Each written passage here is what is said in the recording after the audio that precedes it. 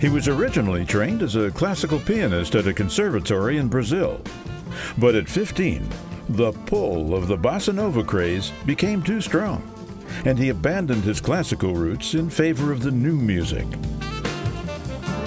You're listening to the Jazz Scene, dedicated to the preservation, promotion, and appreciation of jazz, America's classical music.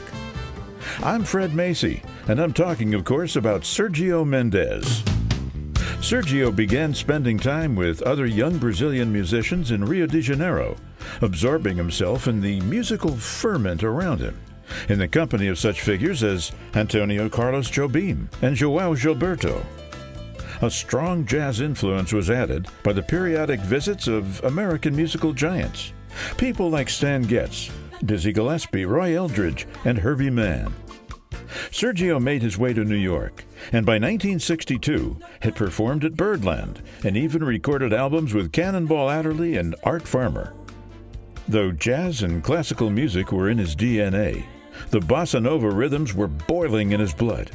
And by the time we sat down to talk, Brazil 66 and even Brazil 77 were already well established.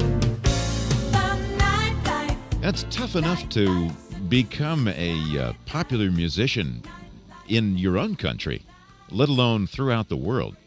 Sergio Mendes, it must feel particularly good to become popular for the music of your country. It feels good. I think people decide what they like, and I think the fact that we've been playing, the style of music we play is kind of different, and we have a sound. Maybe that's why people like that sound.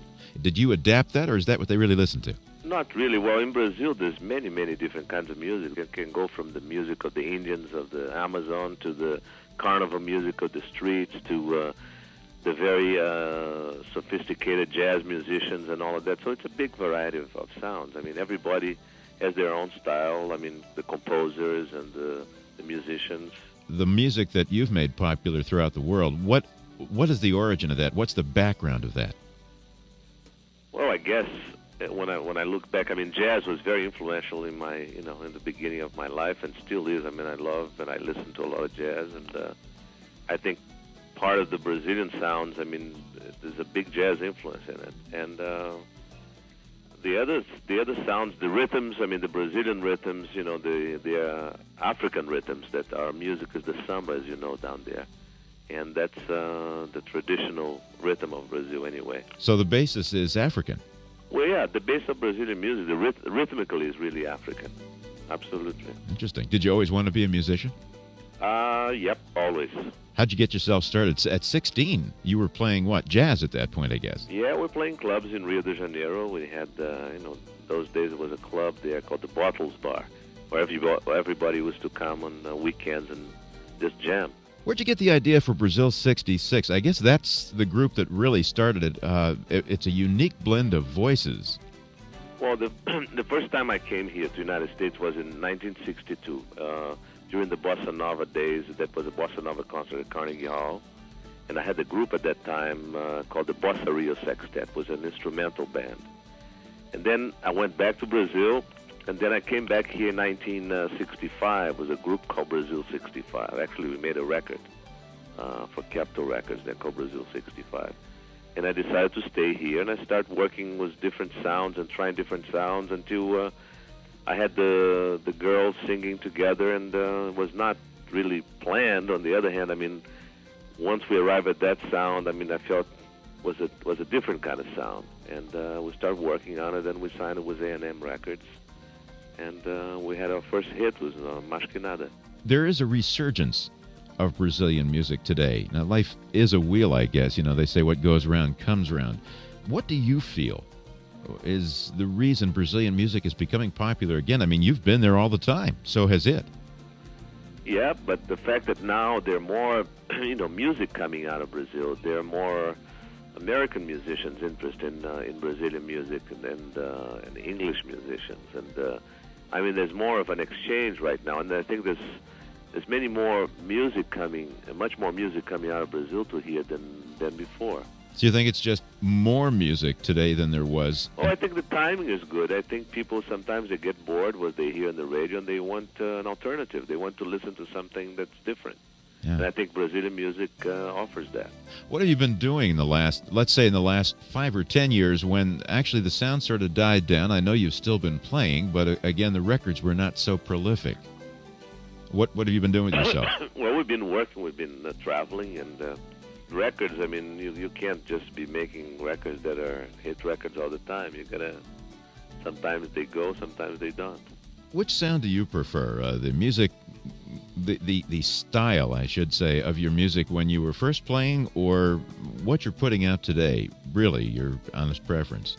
I like it what I'm doing right now a lot. I mean, we just played last night here in Los Angeles, and was a tremendous reaction from the crowd, and the band sounds good. I mean, it's a lot of energy, young musicians.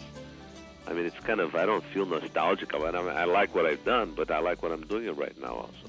Let me ask you just a couple of quick questions and ask for the first thing that comes into your mind, sort of a flash reaction. If I say Dizzy Gillespie, what do you think of? Oh, I love it. I think it's great. It's one of my favorite trumpet players of all time. Herb Alpert.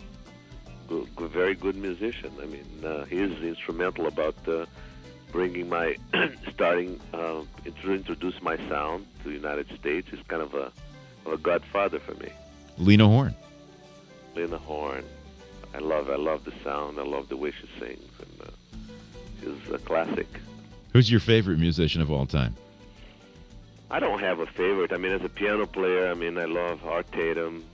I love Bud Powell, Horace Silver, you know, all the great pianists. Yeah. What do you do in your spare time, Sergio?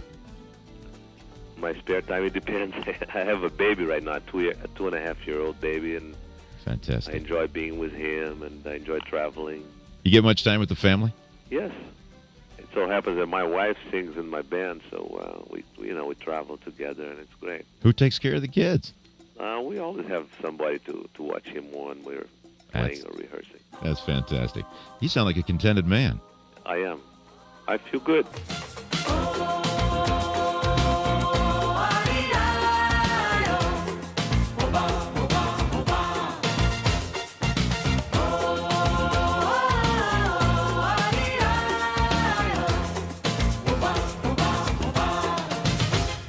With its mix of light jazz, a bossa nova beat, and contemporary soft pop melodies, Sergio Mendes' music is timeless, and his name has become a household word around the world and across several generations as well.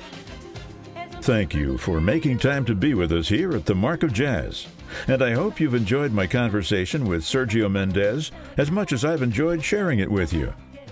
If you'd like to hear something special, or want to talk about what it is that you like best, just leave me a comment here at the Jazz Scene or on the website itself, markofjazz.com.